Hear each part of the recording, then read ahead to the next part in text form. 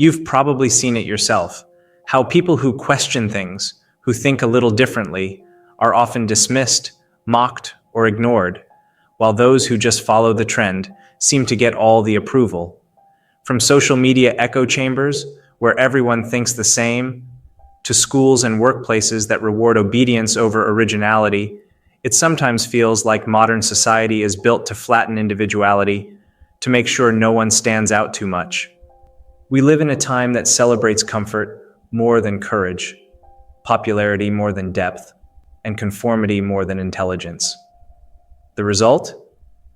A culture where fitting in matters more than thinking critically, and where mediocrity often gets rewarded while true creativity gets sidelined.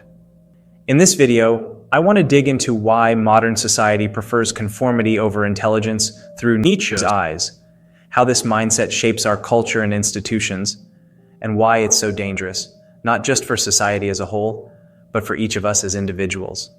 Because if we don't confront this trend, we risk losing the very things that make us human: our curiosity, our creativity, and our courage to think freely. So let's get into it. Modern society prides itself on being democratic, equal, and fair, but Nietzsche saw beneath this comfort a dangerous illusion.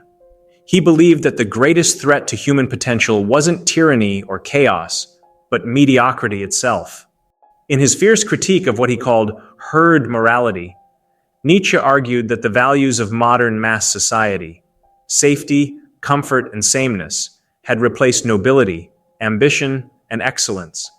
He scorned the common man as the herd animal with its profound mediocrity, forever content to hide within the crowd. Our moral vanity, he said, could smother greatness.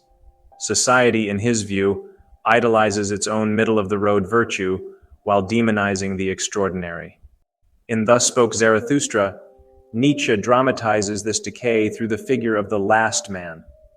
When Zarathustra descends from his mountain, he warns that humanity risks sinking into the lowest common denominator. The dread of modern life, he says, is not a tyrant or a beast, but comfort and conformity. No shepherd and one herd. Everybody wants the same. Everybody is the same. Whoever feels different goes voluntarily into a madhouse. This image captures Nietzsche's vision of a world where no one leads, but no one dares to stand out either.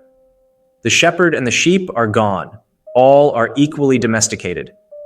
If you refuse to be the same, you're treated as insane. The last man lives for small pleasures, worships health, and recoils from suffering or ambition. Nietzsche mocks him as the cultivated Philistine, who chases harmless amusements, avoids deep thought, and confuses comfort with happiness. In Zarathustra, these last men declare blandly, "We have invented happiness," and they blink. That blink, vacant, startled, symbolizes the lifeless contentment of those who never knew passion or longing. We can see echoes of this today: the person who insists, "I'm fine with everything," or the endless crowd scrolling through trivial content, because anything profound makes them uncomfortable. To Nietzsche, these are the final fruits of a world that prizes comfort over creativity. At the core of his critique is Nietzsche's idea of master versus slave morality. The herd embodies the latter, values like sympathy, humility, and altruism that, he argued, rationalize weakness and envy.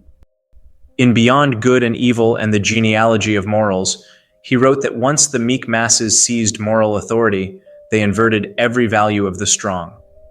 Now, the herd animal in Europe is the only one who attains and distributes honors. Equality became the highest good, while exceptional strength or ambition was condemned as pride or elitism. Nietzsche lamented that this creates a common war against everything rare, strange, privileged, the higher man, the higher soul, the higher duty. Anyone who dares to be great is met not with admiration, but resentment, often disguised as the language of justice or fairness. Nietzsche also saw the hypocrisy in this new moral order.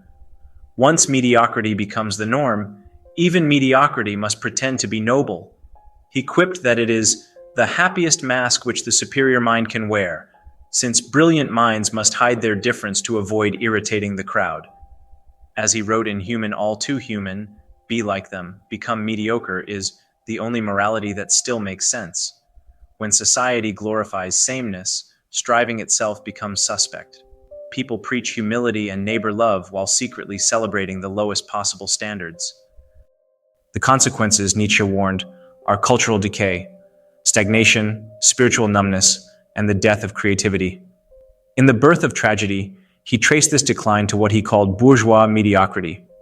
After Euripides, he wrote, bourgeois mediocrity now had its chance to speak. When commerce and mass democracy entered art, everything was flattened to the lowest common taste. He lamented that the soil of culture had become poor and domesticated, and no tall tree will be able to grow in it. When society settles into easy living and the equilibrium of comfort, there is no longer room for greatness to take root. Look around today, and Nietzsche's prophecy feels almost prophetic. Streaming algorithms show us what everyone likes. Average ratings outrank masterpieces. Artists and thinkers who challenge norms are branded problematic, pretentious, or elitist. Nietzsche warned that such a culture breeds mediocrity and power. Leaders who publicly act humble and compassionate while privately striving to maintain their dominance by drowning out the exceptional.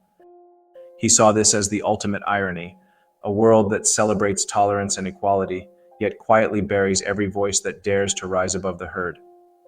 Nietzsche's answer was not despair, but defiance. He urged individuals to break away from the herd by becoming what they truly are. In Zarathustra, he exhorted readers to reject the herd instinct by stammering their own names for their virtues, rather than repeating those handed down by society. To him, the age of mediocrity was a cultural disease, one that empties life of meaning by treating equality and comfort as the highest goods. The cure, he believed, was to aim higher, to shoot the arrow of one's longing beyond man.